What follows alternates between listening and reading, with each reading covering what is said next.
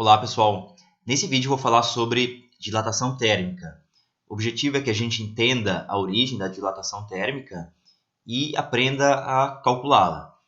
No vídeo anterior eu falei sobre escala de temperatura e lá a gente precisou das chamadas propriedades termométricas. E eu mencionei algumas delas, como por exemplo o volume ou o comprimento de materiais. Então, a variação desse volume ou desse comprimento desse material está associada à dilatação térmica. É justamente a dilatação térmica. Então, vamos entender inicialmente por que ela ocorre.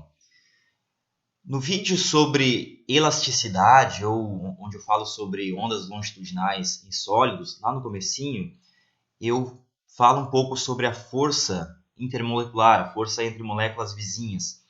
Lá eu fiz um gráfico da força em função da separação molecular. Era um gráfico parecido com esse. Esse que eu tenho aqui agora, eu não estou mais escrevendo a força em função da separação. É o mesmo sistema, são duas moléculas interagindo, só que agora eu estou escrevendo a energia potencial de interação em função da separação. Aí eu tenho essa curva aqui, em verde. Quando o sistema, que são essas duas moléculas, tem uma dada energia E1, energia mecânica, então a posição, as separações possíveis para a partícula, elas ficam restritas entre esse R aqui e esse R aqui. Por quê? Se eu sair dessas duas separações, a energia mecânica vai ficar menor que a energia potencial. Isso significa que a energia cinética é negativa, mas a energia cinética não pode ser negativa. Ela é um meio de mv ao quadrado. Esse é um número maior ou igual a zero. Então, essas regiões R maior que esse R aqui, tudo isso aqui, R menor que esse R, ou seja, tudo isso, são regiões proibidas. Então, ela só vai ser encontrada, a separação da partícula só vai ser dada por algum valor nesse intervalo aqui. E aí o que você observa na prática, quando você olha para o sólido, por exemplo, você não vê ele se mexendo, né? Por quê? Porque o que você observa é uma separação média. Então, se esse sistema de duas partículas interagindo, de duas moléculas interagindo, tem essa energia mecânica E1, quando você observa o sistema, você vê uma separação média. Vai ser um meio termo entre esse R e S. Vai estar mais ou menos aqui. E aí todas as moléculas daquele sólido têm essa separação média e vai dar aquele volume do sólido, ou o comprimento do sólido. Agora suponha que eu aumente a energia dessas moléculas. Coloquei isso aqui em cima do fogão, por exemplo. E aí as moléculas começam a ficar mais energéticas. A gente ainda não sabe por quê, a gente vai ver isso só mais para frente. Mas elas ficam mais energéticas, têm mais energia mecânica. Digamos que elas adquiram energia mecânica E2. Agora, com essa energia mecânica E2, a separação entre duas moléculas vizinhas pode estar entre esse R aqui e esse R aqui. Aumentou o intervalo. E aí, o que a gente vai observar é uma separação média, vai estar mais ou menos no meio termo aqui. A separação média vai estar aqui. Então, olha o que aconteceu. Quando eu tinha energia mecânica E1 menor, a separação média das moléculas estava aqui. Quando eu coloquei essa barra de ferro em cima do fogão, dei mais energia para as moléculas, a separação média está aqui. Se a separação média entre as moléculas vizinhas aumentou, o volume desse sólido vai aumentar, ou o comprimento dele e assim por diante. Tá? Então, essa é a origem da dilatação térmica. É o aumento da energia das moléculas, consequentemente, a maior separação entre elas. Agora, na prática, em termos de cálculo, como é que a gente pode calcular? Vamos começar com a dilatação linear, ou seja, estou olhando só para o comprimento de uma barra, por exemplo, ou qualquer dimensão linear de um sólido. Então, eu sei que o comprimento desse sólido é função da temperatura, como a gente acabou de discutir. Então, L é função da temperatura T. Pode ser uma função estranha. Então, eu vou pegar esse L e expandir em série de Taylor. A gente já sabe como fazer isso. Então, L de T, é o L, eu vou expandir em torno de uma temperatura de referência T0, então é L de T0, mais dL dt aplicado em T0 vezes T menos T0, mais, vamos pegar mais um termo, 1 meio d2L dt2 aplicado em T0, T menos T0 ao quadrado, infinitos termos. Se a variação de temperatura for muito pequena, observe que esses termos daqui para frente ou para a direita, eles começam a ficar cada vez menos importantes. O T está muito próximo do T0. O T0 é a minha temperatura inicial. Então, esses termos eu posso desprezar. Então, eu vou truncar essa série aqui para variações de temperaturas pequenas e eu fico simplesmente com L de T, um novo comprimento, é o comprimento antigo L de T0, que eu vou chamar de L0, mais essa derivada é um número, porque eu apliquei já em T0, dL dt de T0, vezes a diferença de temperatura. Então, cuidado, isso aqui vale para T menos T0 muito pequeno.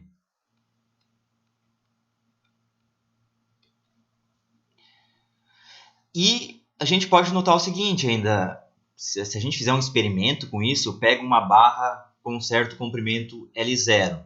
Aí eu vario a temperatura, eu noto um ΔL, uma dilatação, né? Uma variação no comprimento. Se eu pegar uma outra barra do mesmo material, parecida, só que com o dobro do comprimento, eu noto que o ΔL também vai ser o dobro. Então, esse ΔL, que é esse L menos L0,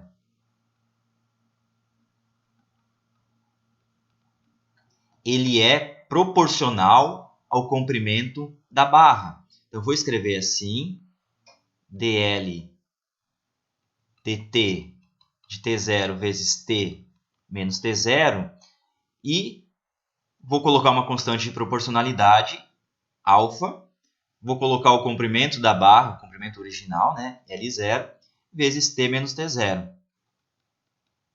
Então, esse alfa vezes L0 é justamente essa derivada aqui. Eu defini assim, tá? Isso aqui, a gente pode adotar isso como uma definição do alfa.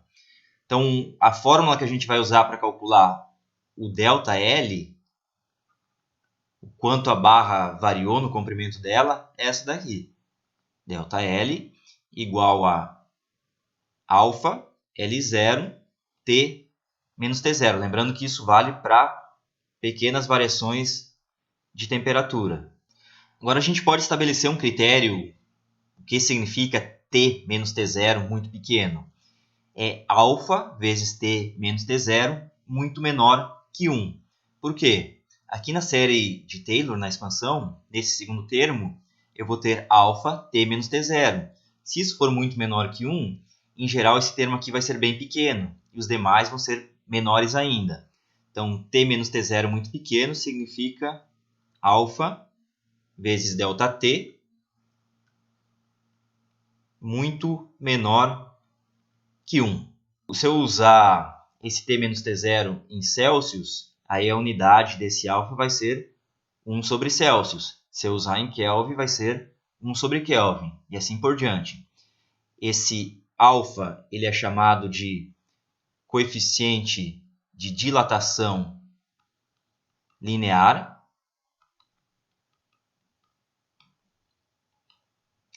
E a dimensão dele, a gente pega daqui, é 1 sobre temperatura.